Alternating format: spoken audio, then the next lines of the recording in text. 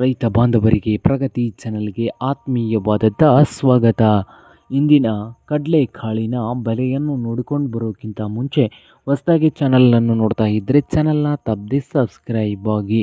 ಇಂದು ಕಡಲೆಕಾಳು ಒಂದು ಕ್ವಿಂಟಲ್ಗೆ ಎಷ್ಟು ಬೆಲೆಯನ್ನು ಹೊಂದಿದೆ ಅಂತ ನೋಡೋದಾದರೆ ಹುಬ್ಳಿಯಲ್ಲಿ ಒಂದು ಕ್ವಿಂಟಲ್ ಕಡಲೆಕಾಳಿನ ಬೆಲೆ ಬಂದು 4,300ದಿಂದ 6,200 ಒಂದು ಕ್ವಿಂಟಲ್ಗೆ. ವಿಜಯಪುರದಲ್ಲಿ 5,000ದಿಂದ 6,300, 5,000ದಿಂದ 6,300 ರೂಪಾಯಿವರೆಗೆ ವಿಜಯಪುರದಲ್ಲಿ ಒಂದು ಕ್ವಿಂಟಲ್ ಕಡಲೆಕಾಳಿನ ಬೆಲೆಯನ್ನು ಹೊಂದಿದೆ.